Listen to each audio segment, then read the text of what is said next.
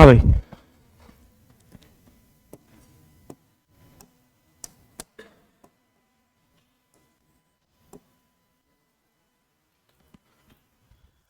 हमने basic circuits पढ़ लिए थे, एल पढ़ लिया था, सी पढ़ लिया था, आर पढ़ लिया था, कॉम्बिनेशन हो गए थे एल आर, सी आर और एल सी।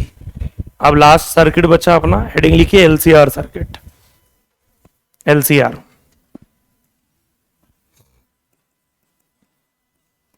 एल सी आर जिसमें इंडक्टर होगा, कैपेसिटर, रजिस्टर, तीनों चीजें एक साथ सीरीज में जुड़ी हुई रहेंगी।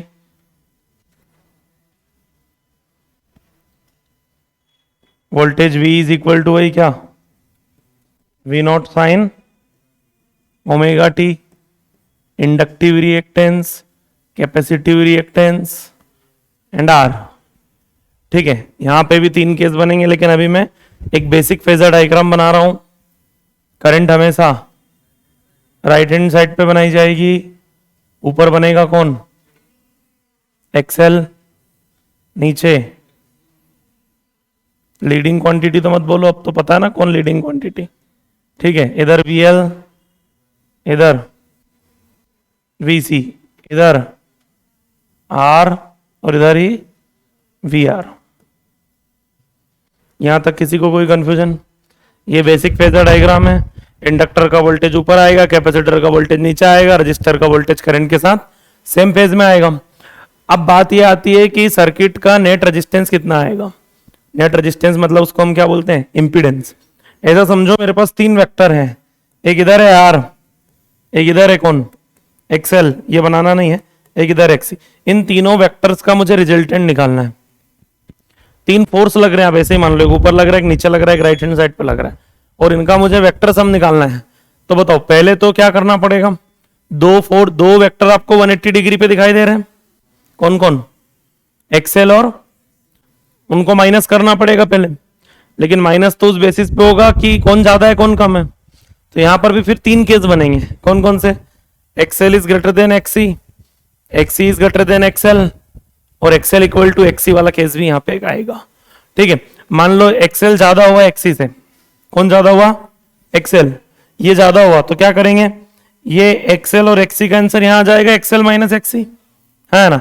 और एक्सेल माइनस एक्सी और आर, इन दोनों का नेट आंसर यहां बीच में गया आएगा, कितना, under the root X L minus XC का होल स्क्वायर प्लस, और मान लो एक्सी ज्यादा हुआ तो एक्सेल और एक्सी का आंसर यहां आएगा, एक्सी माइनस एक्सेल, और एक्सी माइनस एक्सेल और आर का रिजल्टेंट यहां आएगा, कितना, रूट एक्सी माइनस एक्सेल का होल स्क्वायर प्लस, और मान लो दोनों इक्वल हो गए तो एक दूसरे को कैंसिल कर जाएंगे, जेड जो है वो कौन बन जाएगा, आर।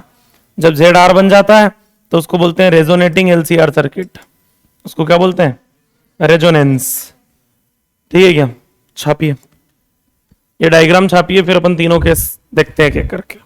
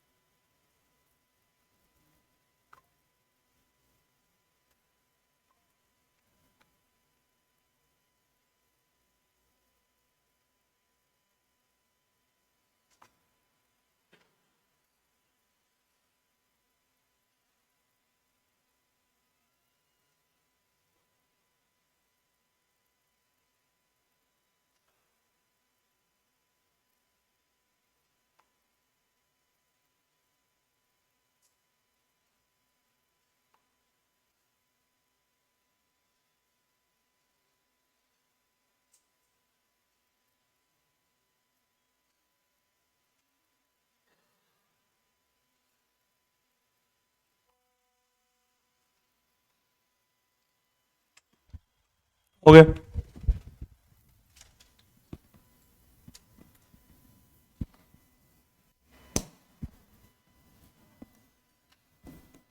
केस फर्स्ट,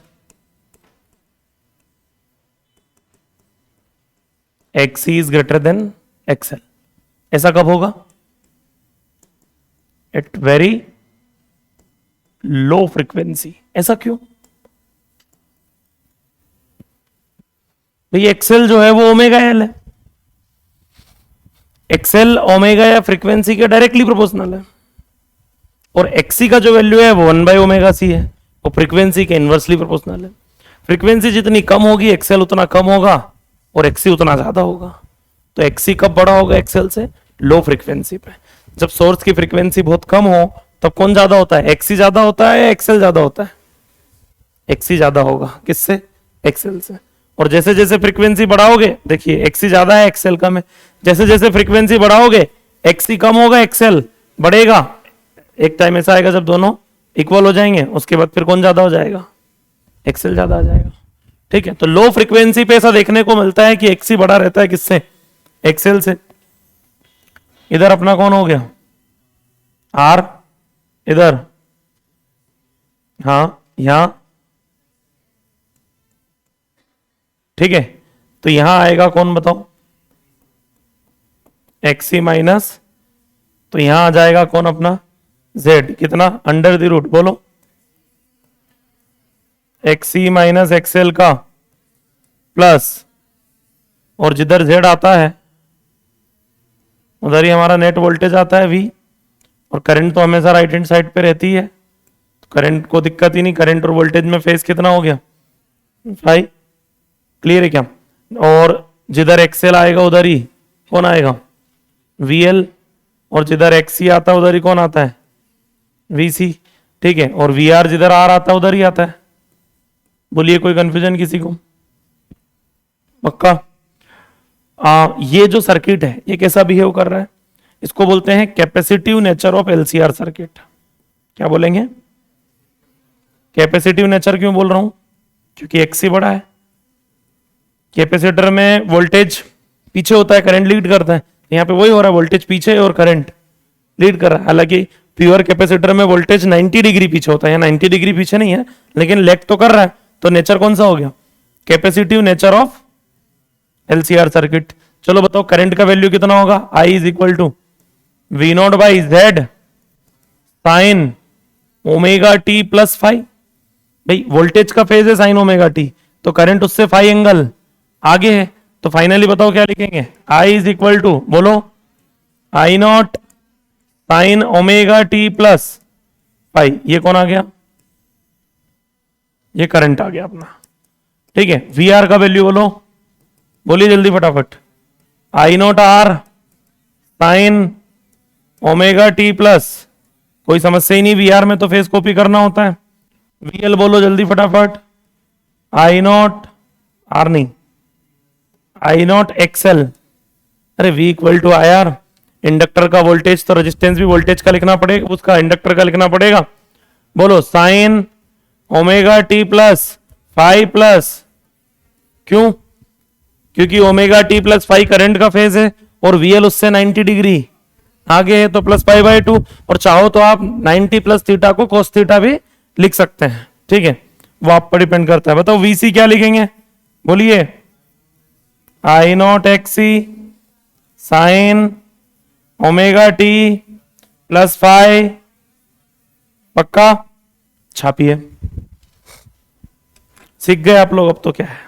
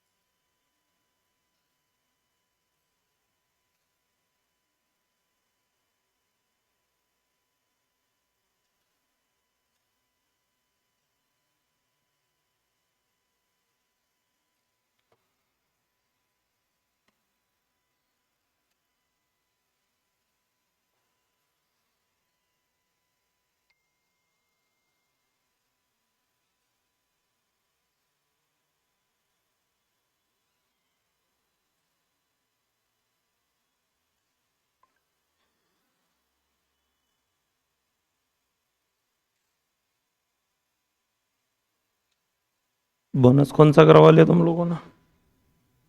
43 और 63 बी एंड डी।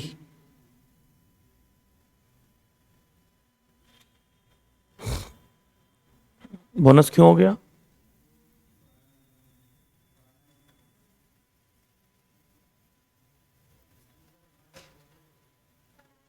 अच्छा, वहां तक पहुंचे नहीं थे।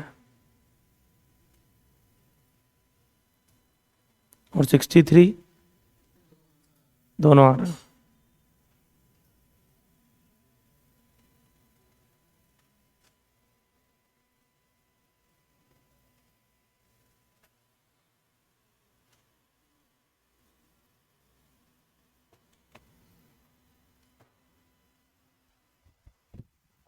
हो गया क्या?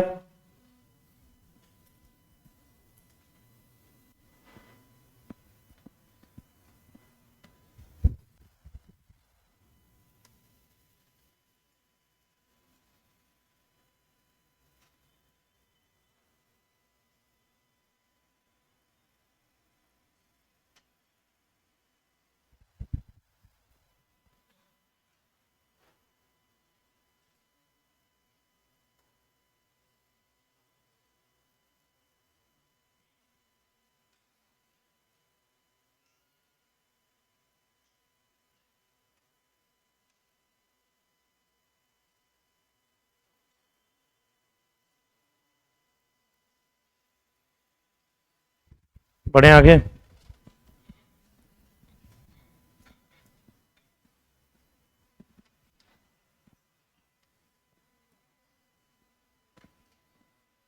Case second, XL is greater then. ऐसा कब देखने को मिलेगा? जब फ्रीक्वेंसी ज्यादा हो, क्योंकि एक्सएल बढ़ जाएगा फ्रीक्वेंसी बढ़ने पे, डायरेक्टली प्रोपोर्शनल है। Current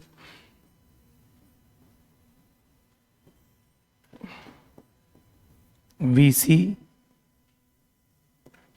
we R R XL V L XL minus XC. Z की वैल्यू बोलो कितनी आएगी? Under the root XL minus XC का प्लस, और जिधर जेड उधर ही वी। वी और आई में ये फेज कितना हो गया? कौन सा nature? Inductive nature of LCR circuit. बताओ, I is equal to V naught by Z sine omega T minus five. इस बार वोल्टेज से करंट फाइव एंगल पीछे, या वैसा बोल सकते हो वोल्टेज फाइव एंगल क्या है, आगे है। बोलो, I equal to I naught sine omega T minus five. V naught by Z को हमेशा क्या लिख सकते हैं अपन? I naught. Voltage across resistor बोलो, V equal to I R. बोलते चलिए। वोल्टेज अक्रॉस इंडक्टर बोलिए, I naught XL sine omega T minus five plus, current से 90 डिग्री आगे होता है क्योंकि वीसी बोलो, I naught XC sine omega T minus five by two. छापिए।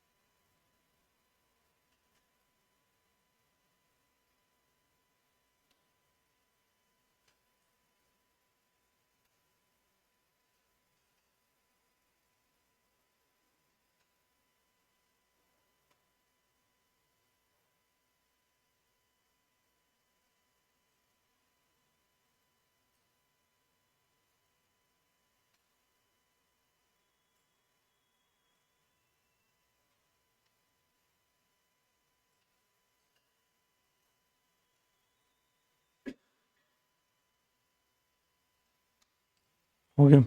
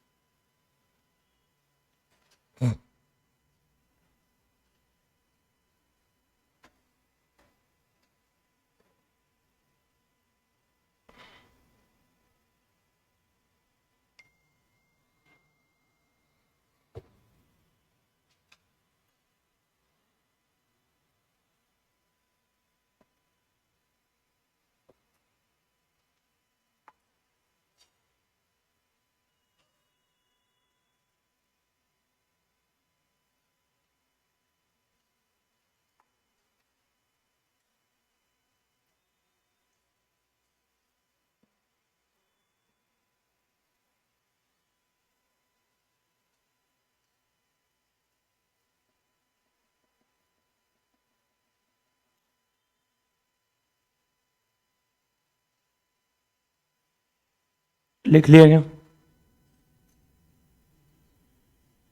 Third case पे चले। नेक्स्ट हेडिंग लिखिए, XL is greater than XC, sorry XL equal to XC. Case third, XL is equal to XC लिख लिए।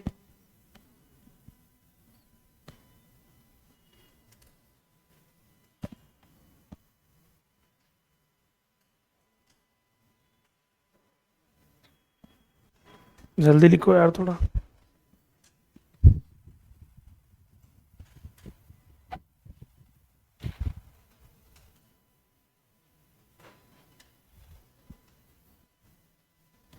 Case थर्ड सबसे important case है भैया। एक्सएल इज इक्वल टू एक्सी, इसको बोलते हैं रेजोनेटिंग एलसीआर सर्किट या फिर LCR circuit with maximum power. Resonance होता है, पावर मैक्सिमम होती है। एलसीआर सर्किट में सबसे ज्यादा इंपॉर्टेंट सर्किट यही है। कौन सा? Resonating LCR circuit. और इससे घटिया सर्किट भी नहीं हो सकता कुछ। ये बहुत सिंपल है। क्यों सिंपल है? क्योंकि यहां ज्यादा दिक्कत ही नहीं है। देखिए कैसे करंट हमेशा राइट हैंड साइड पे बनाई जाएगी। एक्सी यहां बनेगा, वीसी इधर आएगा, एक्सएल, वीएल, वीआर और आर जो है वही जेड है। क्यों? क्योंकि एक्सएल और एक्सिल इक्वल है, 180 डिग्री पे कैंसिल हो गए, तो जेड इधर ही आ गया। और जेड अगर इधर ही आ गया तो नेट वोल्टेज भी इधर ही आ जाएगा। और इधर ही आ जाएगा तो फाई का वैल्यू 0 डिग्री हो जाएगा। तो फाई क्या होता है? वोल्टेज और करंट में फेज डिफरेंस, जो यहाँ पे कुछ भी नहीं है। तो ये तो प्योर रजिस्टिव सर्किट जैसा बिहेव कर रहा है। तो क्या बोलेंगे? Behave like pure resistive circuit. Phi का वैल्यू कितना है इसका? 0। तो ये तो बहुत सिंपल हो गया। करंट क्या लिखेंगे बताओ? I is equal to V naught by Z, और जेड आर है। I equal to V naught by Z, और जेड क्या है यहाँ का? आर है। साइन ओमेगा टी, जिसको हम लिख सकते हैं आई नॉट साइन ओमेगा टी। बस कुछ प्लस फाइव माइनस फाइव करने की जरूरत क्यों? क्योंकि वोल्टेज और करंट सेम पेज में है। वोल्टेज अक्रॉस रजिस्टर क्या लिखेंगे? आई नॉट आर। आपने आई नॉट किसकी जगह पे लिखा है? वी नॉट बाई जेड, और जेड क्या है? आर। तो वी नॉट बाई आर जब यहां लिखेंगे तो आर से आर, तो रजिस्टर का वोल्टेज वो आएगा जो सोर्स का वोल्टेज है। सोर्स का वोल्टेज ही रजिस्टर का वोल्टेज है। क्यों? क्योंकि सोर्स का वोल्टेज रजिस्टर को ही मिलना है ना। तो बताओ क्या लिखेंगे? V naught R sine omega T. VL क्या लिखेंगे? VL voltage across inductor, I naught XL sine omega T plus pi by 2। VC क्या लिखेंगे? VC I naught XC sine omega T minus pi by 2, और VL plus VC क्या हो जाएगा? 0। भाई VL और VC दोनों इक्वल होंगे क्योंकि XL और XC दोनों इक्वल है, और 180 डिग्री पे दोनों का रिजल्टेंट क्या आ जाएगा? 0 आ जाएगा।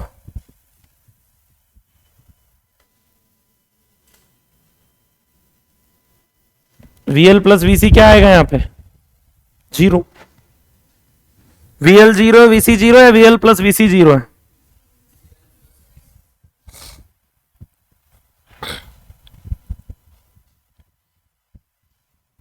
तो इसके लिए क्या क्या चीजें याद रखनी है?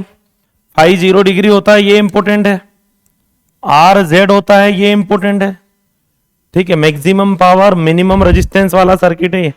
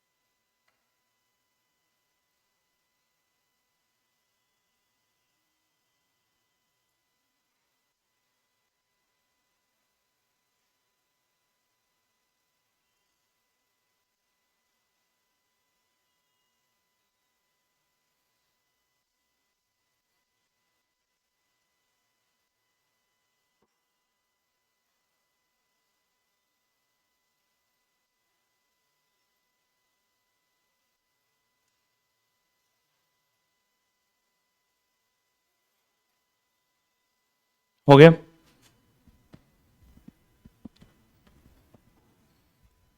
अब ऐसा कब होगा? जब XL और XC इक्वल हो जाए। जैसे XC is greater then XL समझ में आता है, लो फ्रीक्वेंसी पे होता है ऐसा, और XL is greater then XC कब होता है? हाई फ्रीक्वेंसी पे। फ्रीक्वेंसी बढ़ाने पे XL बढ़ता है, XC कम होता है। तो लो फ्रीक्वेंसी हाई फ्रीक्वेंसी पे समझ में आता है। ये दोनों इक्वल कब होंगे? मॉडरेट फ्रीक्वेंसी कहीं ना कहीं अगर हम बात करें तो उसका नाम रेजोनेटिंग फ्रीक्वेंसी है। उसको क्या बोलेंगे अपन? तो नेक्स्ट हेडिंग लिखिए रेजोनेटिंग फ्रीक्वेंसी। बहुत क्वेश्चंस आते हैं इस पे भी। Resonating frequency XL is equal to क्या है? XC। XL क्या होता है? ओमेगा L रेजोनेंस पे, और ये होता है 1 बाई ओमेगा C। इसको भी रेजोनेंस लिखेंगे, ओमेगा R लिख दिया मैंने, R फॉर रेजोनेंस।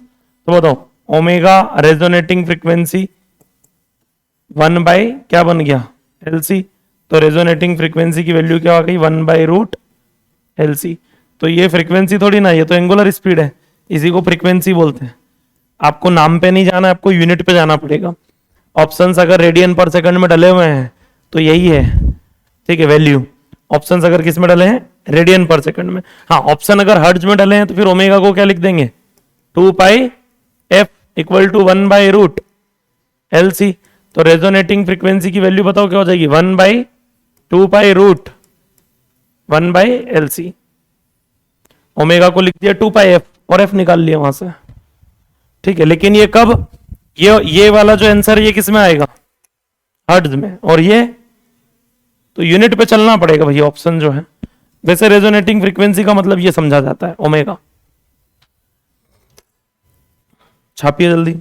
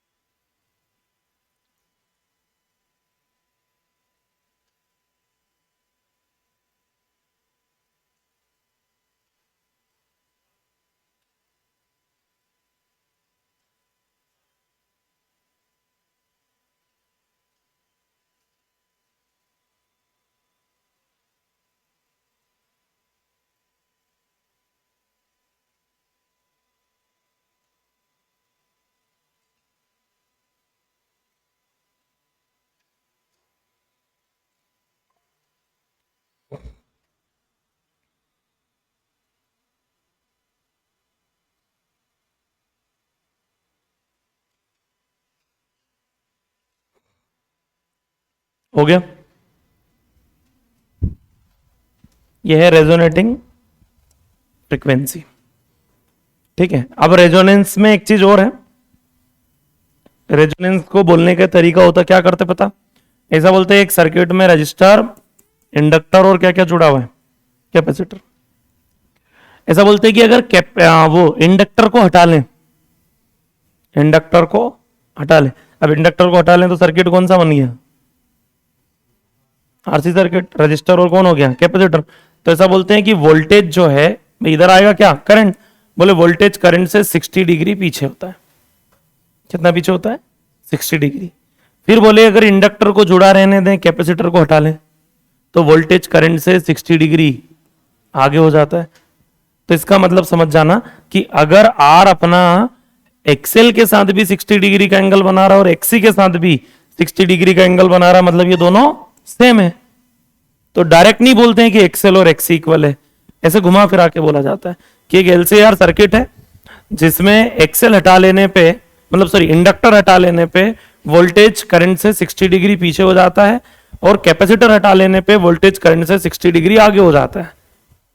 तो उसका क्या पूछ लेंगे, कुछ करंट वगैरह इस टाइप की चीजें पूछ लेते हैं। तो कुछ नहीं करना, आपको समझना है कि ये रेजोनेंस की बात चल रही है, ठीक है। डायरेक्ट नहीं बोला जाएगा तो घुमा फिरा के रेजोनेंस की बात की जाएगी। तो आपको जेड क्या मान के चलना है, आर। आपको रेजोनेंस मान के चलना है, जेड क्या मान के चलना है, आर। और बाकी रेजोनेंस की सारी चीजें यूज करना है। क्लियर है क्या। अगली हेडिंग लिखिए आप, ये नहीं लिखना आपको, अगली हेडिंग लिखिए power in AC circuit. Power in AC circuit, average power है ना, ये ध्यान रखना। पावर में कौन सी पावर की बात चल रही है, average power. Power in AC circuit. Right hand side पे हमेशा हम क्या बनाते हैं, करंट। आज जो करंट है उसको हम IRMS लिखेंगे।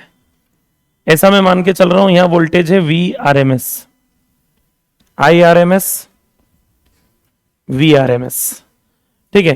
तो करंट से वोल्टेज आगे ही होता है क्या हमेशा, ऐसा जरूरी तो नहीं है, डिपेंड करता है सर्किट कौन सा, पीछे भी हो सकता है। अभी हम वो बात ही नहीं कर रहे हैं आगे पीछे क्या है। अभी हम ऐसा जनरल मान लिया हमने कि यहाँ करंट है और वहां पे क्या है, वोल्टेज। वोल्टेज और करंट में ये जो फेज है ये कितना है, फाई। अब सब लोग जानते हैं जो पावर होती है वो कैसे निकलती है, वोल्टेज इंटू करंट। 3 फॉर्मूले, V²/R, I²R, V इंटू आई, वोल्टेज इंटू करंट। कल से आज तक हम एसी सर्किट्स में रेजिस्टेंस को, वोल्टेज को, सबको कैसे जोड़ते हैं, वेक्टर की तरह। 3 4 क्या है, 5। तो आज मल्टीप्लाई भी वेक्टर की तरह ही करेंगे। अब वेक्टर में मल्टीप्लीकेशन दो होते हैं, डॉट प्रोडक्ट और क्रॉस प्रोडक्ट। तो वो स्केलर वेक्टर पे डिपेंड करता है कि आंसर स्केलर आता है कि, तो पावर स्केलर है कि वेक्टर है, स्केलर है। तो आपको डॉट प्रोडक्ट जैसा कुछ काम यहाँ पे करना है। कैसा काम करना है? Dot product. ये जो आई आर एम एस है इसके कंपोनेंट लेना है। इधर क्या आएगा आई आर एम एस का component? I R M S cos phi, और यहां परपेंडिकुलर बताओ क्या आएगा? I R M S sine phi. तो एक चीज समझ में नहीं आ रही, क्या करंट वेक्टर क्वांटिटी है तो इसके कंपोनेंट ले लिए? नहीं है, मतलब करंट वेक्टर क्वांटिटी नहीं है। हम तो ऐसे ही जनरली समझने के लिए, ताकि वेक्टर से रिलेट कर सकें इसको। अब बताओ डॉट प्रोडक्ट में क्या होता था? दो कंपोनेंट है ना, तो किसका मल्टीप्लाई करना होता डॉट प्रोडक्ट में? पैरेलल कंपोनेंट का मल्टीप्लाई करोगे तो डॉट प्रोडक्ट, परपेंडिकुलर का मल्टीप्लाई कर दोगे तो क्रॉस प्रोडक्ट। हमको डॉट करना है, तो बताओ power is equal to V R M S I R M S होता ना, A dot B equal to A B. ये आपका हो गया भैया पावर का फॉर्मूला। अब आपको पावर के फॉर्मूले में मैं आपको कुछ चीजें बता दूं। एक्चुअल में पावर का फॉर्मूला जो करंट इलेक्ट्रिसिटी में हमने पढ़ा है वो क्या है? Voltage into current. तो आपको फॉर्मूले वही यूज करना है, V I V square by R I square R. जो कॉस फाई है ना, इसका यहां पे एक नाम रखा गया, इसको बोलते हैं पावर फैक्टर। इसको क्या बोलते हैं? Power factor, cos phi. अब किसी भी फेजर डायग्राम में कॉस फाई कैसे निकलेगा? क्या होता है cos theta? Base by hypotenuse. Base की जगह पे कौन आता है? आर, और हाइपोटेनस की जगह पे कौन आता है? जेड। तो हमेशा ध्यान रखना, ये जो कॉस फाई है इसको आप किससे निकाल सकते हो? R by Z. या कॉस फाई की जगह पे आप क्या लिख सकते हो? आर बाई जेड लिख सकते हैं। और बाकी आपको पावर के फॉर्मूले लगाना है जो आज तक आप लगाते आए हैं। क्लियर है क्या? तो बताओ पावर के कितने फॉर्मूले हो जाएंगे, जरा मुझे बताइए आप। पावर के कितने फॉर्मूले हो जाएंगे? एवरेज पावर बोलो। एक तो बोर्ड पे लिखी है वी आई, क्या एक वी स्क्वायर बाय आर भी होता है? तो वी आर एम एस का स्क्वायर बाई आर नहीं जेड। सर्किट का नेट पावर लिखते हैं तो रेजिस्टेंस भी क्या लिखते हैं? नेट। इनटू क्या लिखेंगे? Cos phi. हालांकि कोस फाई को आर बाई जेड लिखोगे तो ये फॉर्मूला बन जाएगा वी आर एम एस का square R by Z square. तो वो बाद की बात है, लेकिन आपको बेसिक पावर के फॉर्मूले पे टिके रहना है। V into I V square by R I square R, और सब में जो है वो एक चीज का मल्टीप्लाई करना है, किसका? पावर फैक्टर का। कोस फाई आपको मल्टीप्लाई करते हुए चलना है। तो आपको वही फॉर्मूले यूज करना है जो डीसी में आपने किए थे। वी आई यहां पे क्या लगाया? V square by R. चलो आई स्क्वायर आर क्या बनेगा आपके हिसाब से? बोलो क्या लिखूं? आई आर एम एस का स्क्वायर, आर की जगह पे जेड, और पावर फैक्टर कोस फाई। हालांकि कोस फाई बनेगा आर बाई जेड, जेड से जेड कैंसिल हो जाएगा, आई आर एम एस का स्क्वायर इंटू आर बन जाएगा। ठीक है, वो एक अलग चीज है। लेकिन आपको क्या करना है? पावर के तीन फॉर्मूले, V I V square by R I square R. R नहीं लिख रहे हम, क्या लिख रहे हैं? जेड। ठीक है, जहां रेजिस्टेंस आता है उसकी जगह पे क्या लिख रहे हैं? इंपीडेंस। और तीनों जगह पे मैंने किसका मल्टीप्लाई किया है? कोस फाई का। और कोस फाई क्या होता है? R by Z. अब आप इसको अरेंज कर सकते हैं, जैसे यहां आर बाई जेड लिखोगे तो जेड से जेड कैंसिल हो जाएगा, यहां आर बाई जेड लिखोगे तो नीचे जेड स्क्वायर बन जाएगा, यहां भी आप आर बाई जेड लिख सकते हो। तो ये पावर के फॉर्मूले भैया, जिसमें पावर फैक्टर जो है वो क्या होता है? Cos phi.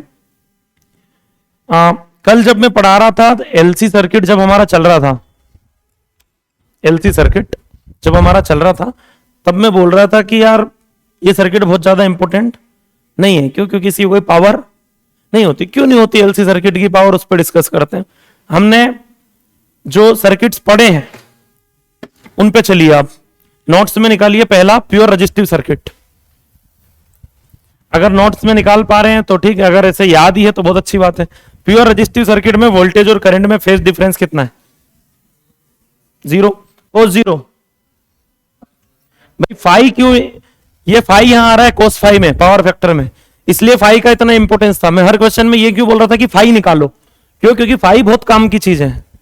फाई से ही डिसाइड होगा कोस फाई, और कोस फाई से डिसाइड होगी कौन? पावर। पहला circuit pure resistive circuit, phi का value zero.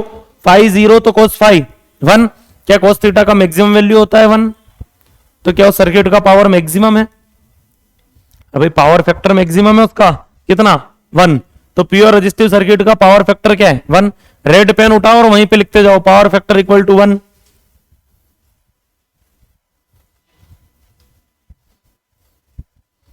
Power factor equal to 1। अगले सर्किट पे चलिए, अगला कौन सा है? Pure capacitive circuit. पाई कितना है?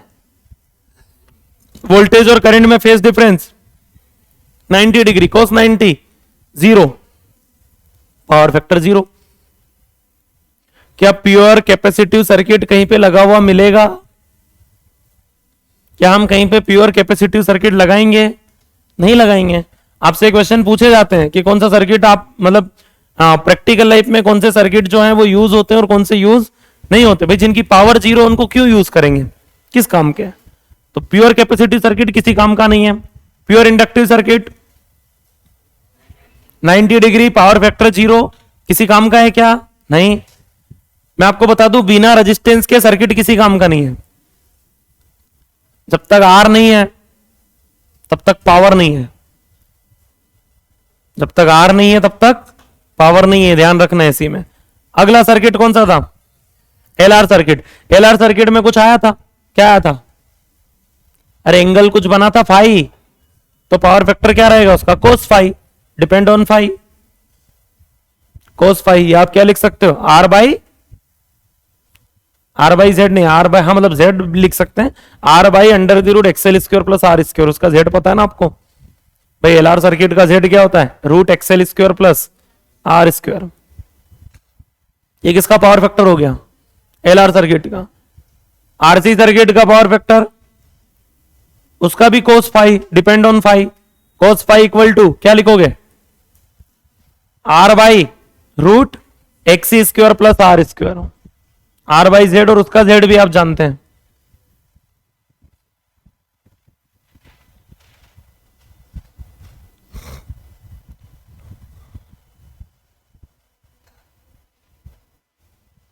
अगला एलसी सर्किट का पावर फैक्टर 0। दो केस थे, दोनों ही केस में 90 डिग्री का फेज डिफरेंस आएगा। एलसी इंडक्टर कैपेसिटर, नहीं है रजिस्टर तो नहीं है पावर। जहां आर नहीं है वहां पावर आ ही नहीं सकती, बिना आर के कोई पॉसिबल ही नहीं। एलसी एलसी सर्किट का पावर फैक्टर वापिस से क्या हो जाएगा? 0। कौन से केस का? दोनों ही केस का। क्या फर्क पड़ता है फिर आज वाले सर्किट पे चलते हैं, कौन सा? एलसीआर। एलसीआर में 3 केस थे, तो पहले केस का पावर फैक्टर कुछ आएगा cos phi. X is greater than XL का पावर फैक्टर क्या लिखोगे? कोस फाई, कुछ भी, depend on phi. XL is greater than XC का पावर फैक्टर भी क्या आएगा? Cos phi, depend on phi. Resonating LCR circuit का पावर फैक्टर क्या आएगा? 1 मैक्सिमम। क्यों? क्योंकि उसका फाई 0 होता है। इसलिए मैंने बोला था कि रेजोनेंस पे पावर मैक्सिमम होती है। रेजोनेटिंग एलसीआर सर्किट में फाई 0 होता है, कोस 0 1 बनता है, मैक्सिमम वैल्यू है। पावर फैक्टर कितना आएगा रेजोनेटिंग एलसीआर सर्किट का? 1। मैक्सिमम पावर वाला सर्किट इसीलिए बोला जाता है उसको, किसको जी? रेजोनेटिंग एलसीआर सर्किट को। आया समझ में कि नहीं आया? छापिए बोर्ड से पावर। पावर से ज्यादा इंपॉर्टेंट है पावर फैक्टर। पावर में किस चीज का मल्टीप्लाई होना वो बहुत इंपॉर्टेंट है।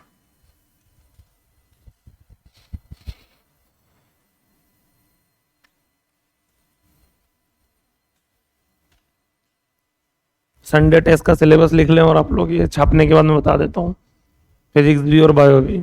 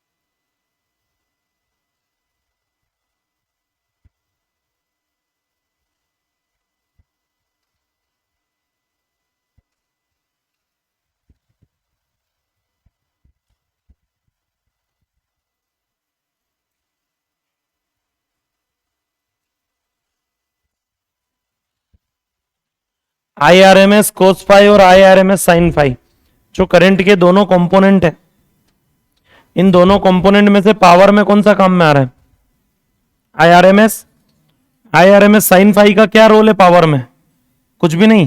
तो इसका फिजिक्स में एक नाम रखा गया, इसको बोलते हैं वॉटलेस करंट। क्या बोलते हैं? क्वेश्चंस आते हैं, ध्यान रखना। Wattless current, I R M S sine phi. Watt power का यूनिट होता है, मतलब ये पावर में काम में नहीं आता, इसलिए इसका नाम क्या रख दिया? Wattless current.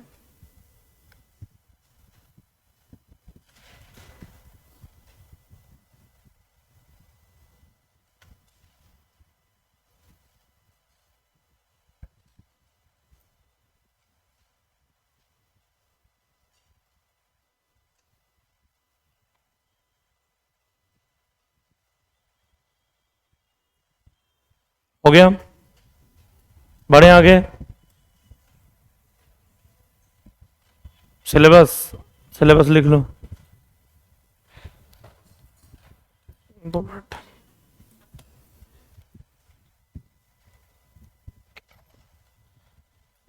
भूलने की बीमारी लग गई है यार।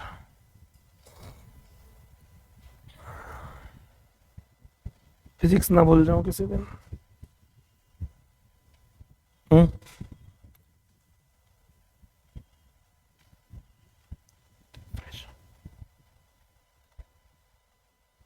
मैग्नेटिज्म,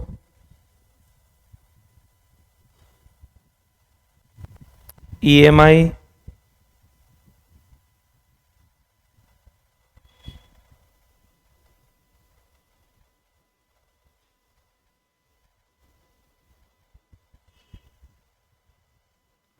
एसी, फिजिक्स का बता रहा हूं, 2 मिनट, वहीं जा रहा हूं।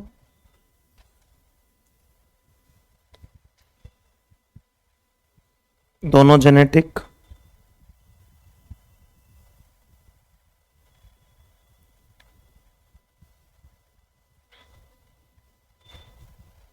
बायोटेक, दोनों हैं, दूसरे वाले को वेटेज कम ही है, और पढ़ लेना, रीडिंग करने में क्या ज़्यादा। और माइक्रोब्स, ठीक, खुश हो गया। यही सिलेबस था और क्या। तो सारे पढ़ने में भी क्या ही पढ़ना था, थोड़े बहुत ही चैप्टर बच रहे तो वैसे भी नहीं पढ़ते तुम, यही पढ़ते तुम फिर भी। सेल पढ़ के आया।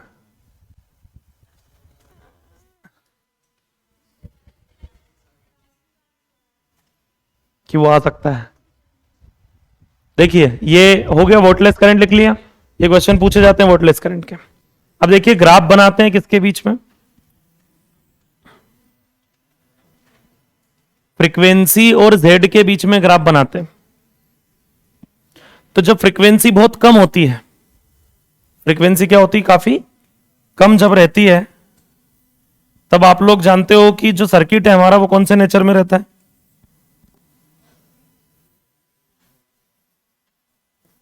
भाई लो फ्रीक्वेंसी पे एक्सी ज्यादा होता है एक्सएल से, तो नेचर कौन सा होता है? कैपेसिटिव। और जब एक्सी ज्यादा होता है एक्सएल से, ठीक है, तो उस कंडीशन में जेड की वैल्यू कितनी आती है? Under the root XC minus XL का होल स्क्वायर प्लस। और इस कंडीशन में अगर मैं ओमेगा बढ़ाऊं तो क्या होगा? ओमेगा बढ़ाने पे एक्सएल बढ़ता है और एक्सी ये बढ़ रहा है, ये कम हो रहा है, तो डिफरेंस। फिर से सोचिए, आप ओमेगा बढ़ाते हैं, XL equal to omega L है, वो तो डायरेक्टली प्रोपोर्शनल है, और XC 1 omega C inversely proportional है। ओमेगा बढ़ाओगे तो ये तो कंफर्म है कि एक्सएल बढ़ेगा और एक्सी ये कम हो रहा है, एक्सी और ये एक्सएल, एक्सी इतना है एक्सएल इतना है, ये कम हो रहा है और ये बढ़ रहा है, तो दोनों के बीच का गैप, दोनों का डिफरेंस कम होगा। अरे डिफरेंस कम होगा कि नहीं होगा? डिफरेंस कम होगा तो जेड भी कम होगा, है ना। तो इस कंडीशन में ओमेगा बढ़ाने पे जेड कम होता है। और एक कंडीशन ऐसी आती है जहां पे एक्सएल, भाई डिफरेंस कम होगा, डिफरेंस कम होते होते रेजोनेंस आ जाएगा।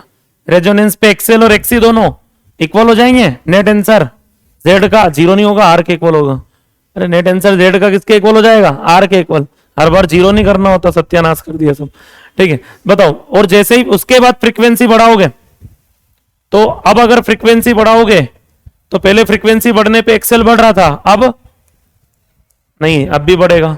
एक्सेल तो ओमेगा एल, उसको क्या फर्क पड़ता है? अरे एक्सेल तो अभी भी बढ़ेगा, एक्सी कम होगा। जेड का जो वैल्यू है लेकिन अब वो हम क्या लिखेंगे? एक्सेल माइनस एक्सी का होल स्क्वायर प्लस ये बढ़ रहा है और ये कम हो रहा है।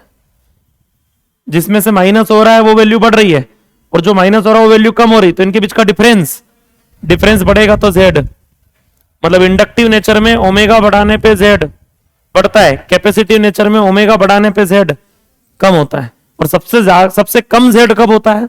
रेजोनेंस पे।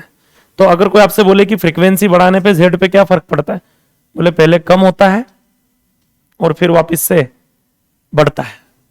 पहले कम होता है फिर बढ़ता है। क्या इस टाइप का कोई ग्राफ आएगा? किसके बीच में? जेड और ओमेगा के बीच में। ये मिनिमम कब होता है भैया जेड? जब फ्रीक्वेंसी ओमेगा आर, मतलब रेजोनेंस पे। और रेजोनेंस पे जेड की जो वैल्यू होती है वो कितनी होती है? आर। और अगर बात करें तो इसके इधर कौन सा नेचर होता है? कौन सा नेचर होता है? कैपेसिटिव नेचर होता है, मतलब XC is greater than XL वाली कहानी है। और इसके इधर जो है वो इंडक्टिव नेचर होता है, मतलब यहां पे एक्सएल इज ग्रेटर देन। कुछ समझ में आ रहा है क्या बोलना चाह रहा हूं? क्लियर? तो मान लो कोई आपको बोले कि फ्रीक्वेंसी बढ़ाने पे एलसीआर सर्किट का जेड बढ़ रहा है, कौन से नेचर में है सर्किट? इंडक्टिव नेचर में। और कोई आपको बोले कि फ्रीक्वेंसी बढ़ाने पे एलसीआर सर्किट का जेड कम हो रहा है, कैपेसिटिव नेचर में है सर्किट। छापे।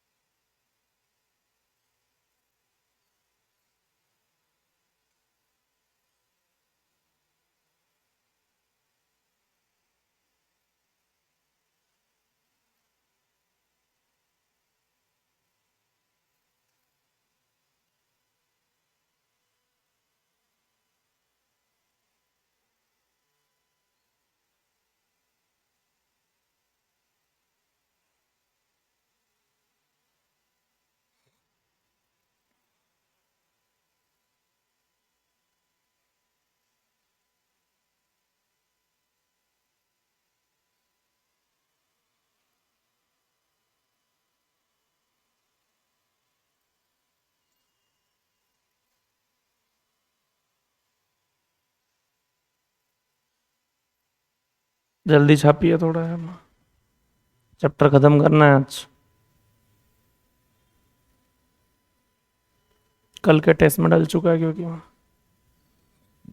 कल तुम लोगों का टेस्ट है ना एसी एम वेव, तो ईएम वेव नहीं आ रहा, एसी आ रहा ओनली।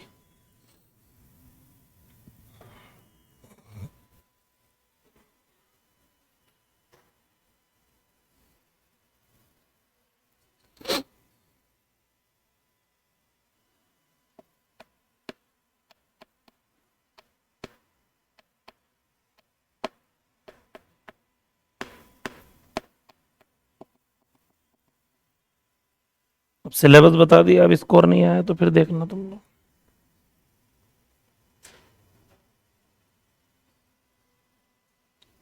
अभी तक तो वो बहाना था कि सिलेबस नहीं पता रहता।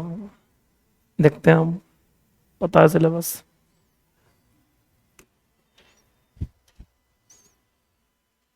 हो गया, बढ़े आगे क्या?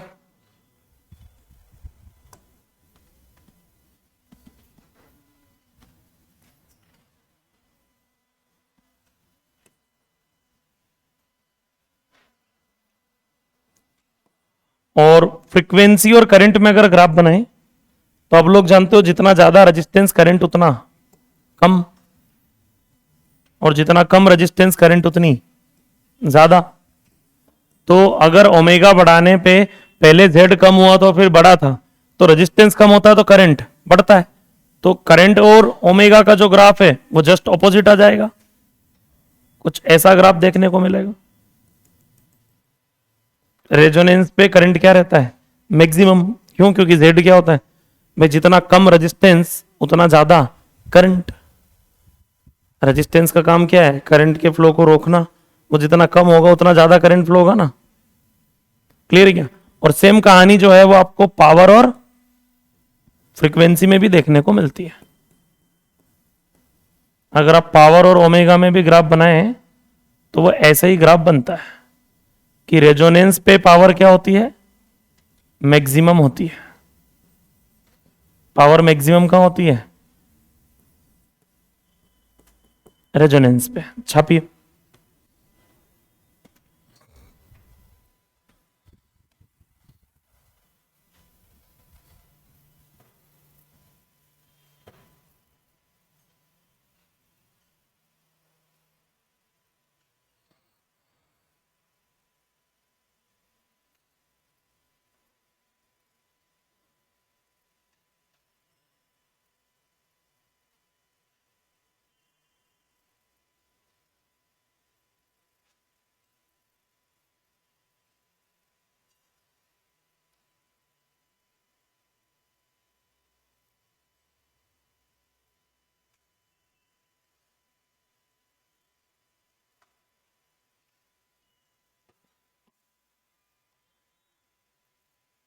हो गया?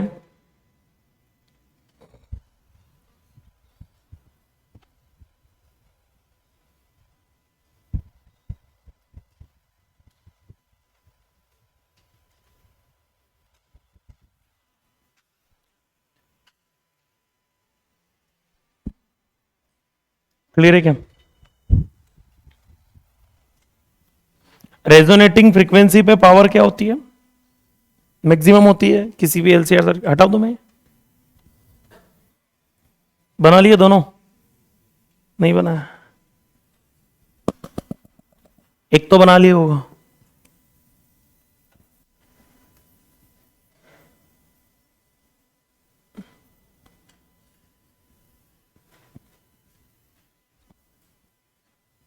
देखिए, रेजोनेंस पे पावर क्या होती है? मैक्सिमम। मतलब सबसे ज्यादा पावर कहां मिलेगी? रेजोनेंस पे। रेजोनेटिंग फ्रीक्वेंसी से अगर फ्रीक्वेंसी को कम करता हूं तो सर्किट कहां चले जाता है? कैपेसिटिव नेचर में, और पावर डिक्रीज होना स्टार्ट हो जाती है। और अगर मैं रेजोनेटिंग फ्रीक्वेंसी से फ्रीक्वेंसी को बढ़ाता हूं तो सर्किट कहां चले जाता है? इंडक्टिव नेचर में, और उसमें भी पावर डिक्रीज होना स्टार्ट हो जाता है। मैक्सिमम पावर कब मिलेगा? रेजोनेंस पे। तो ये हो गई मैक्सिमम पावर। यहां कहीं आएगा,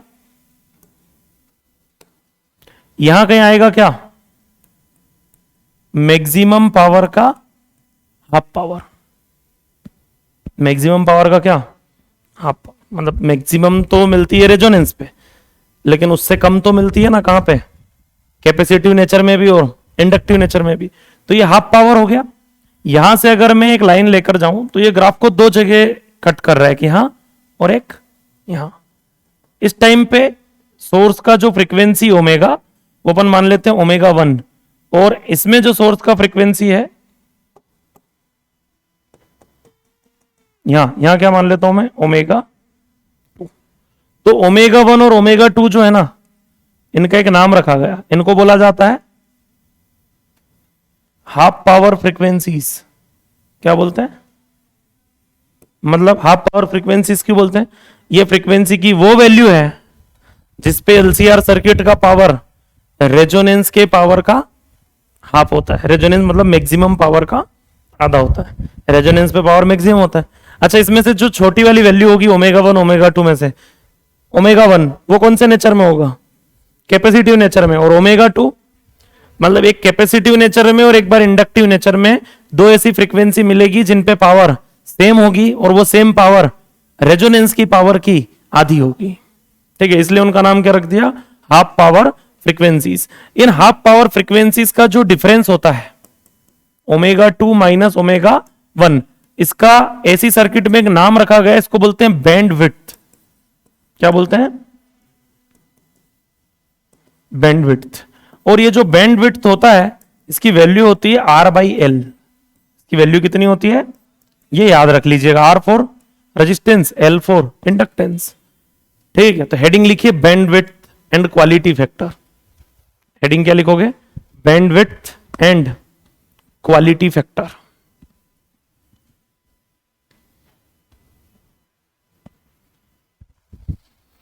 bandwidth and quality factor. Bandwidth and quality factor. और बैंडविड्थ की डेफिनेशन लिखिए, difference of half power frequencies. Difference of half power frequency.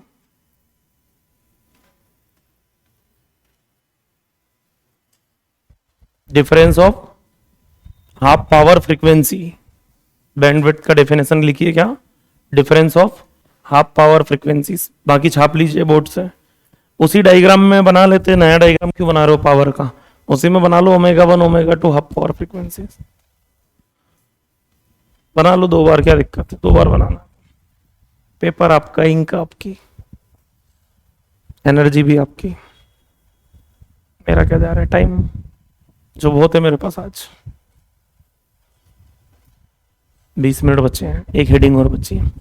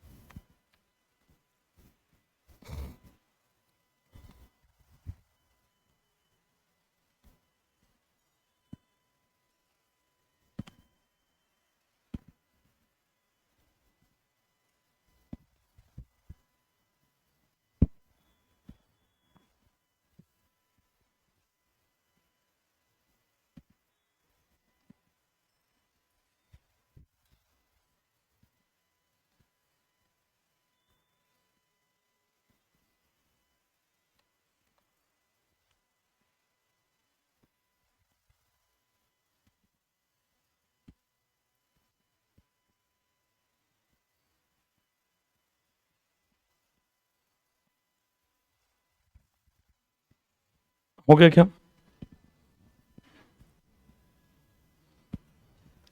Quality factor लिखिए। Quality factor Q, ratio of quality factor Q, heading डाल के लिखिए ratio of resonating frequency and bandwidth. Ratio of resonating frequency and bandwidth.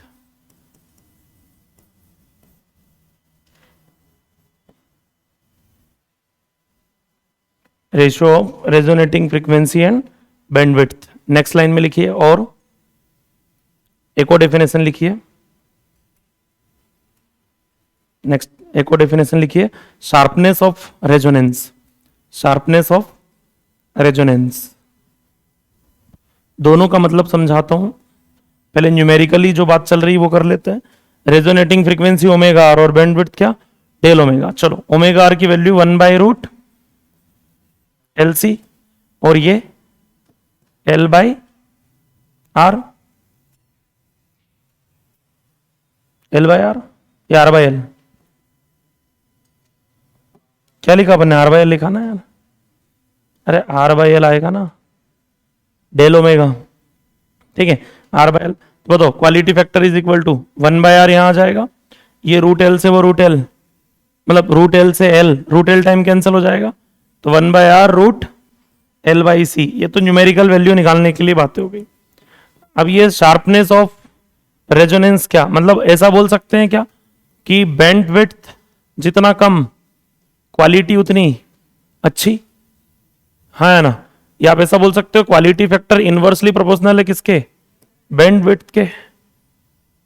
Band width जितनी कम होगी quality उतनी अच्छी होगी। पहले ये लिख लीजिए, फिर हम बात करते हैं कि हमने पढ़ क्या लिया और इसको शार्पनेस ऑफ रेजोनेंसी क्यों बोल रहे हैं।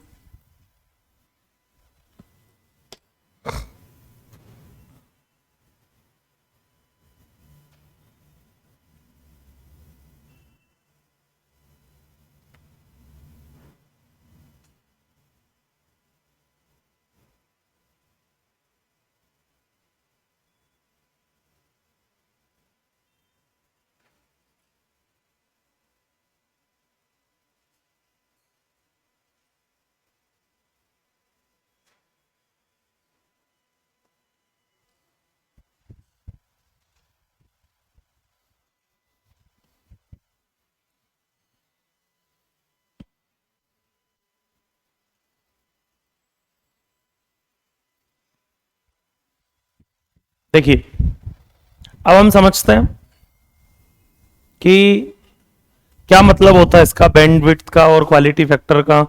देख न्यूमेरिकल तो सारे यहीं से बन जाने हैं, न्यूमेरिकल तो यहां से बन जाएंगे, कौन किसके इनवर्सली प्रोपोर्शनल क्या, फॉर्मूले तो यही है।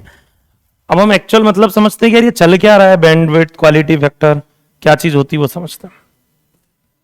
होता क्या है कि जैसे मान लो इंदौर में एक जगह है, पर्टिकुलर जगह जिसको बोला जाता है रेडियो स्टेशन। रेडियो स्टेशन से रेडियो वेव ट्रांसफर की जा रही है पूरे इंदौर में। अब हमारे घर में एक रेडियो है, उस रेडियो में एक ऐसा बटन लगा होता है, हाँ है ना, एक एंटीना वगैरह लगा रहता है। यहां से रेडियो वेव आ रही है कहां पे, रेडियो तक, रेडियो स्टेशन से। कौन सी रेडियो वेव आ रही है, सारी। रेडियो वेव की रेंज होती है फ्रीक्वेंसी में अगर हम बात करें तो 80 हर्ट्ज से लेके 110-20 हर्ट्ज के बीच में, कहीं ना कहीं 120 हर्ट्ज 130 हर्ट्ज तक ये रेंज होती है। ज्यादा इसकी मतलब फ्रीक्वेंसी जो है वो इस रेंज में होती है। अब हुआ क्या है कि ये रेडियो जो है इसके अंदर लगा होता है एलसीआर सर्किट। रेडियो के अंदर क्या लगा होता है, एलसीआर सर्किट, जिसकी फ्रीक्वेंसी हम चेंज कर सकते हैं बटन घुमा के।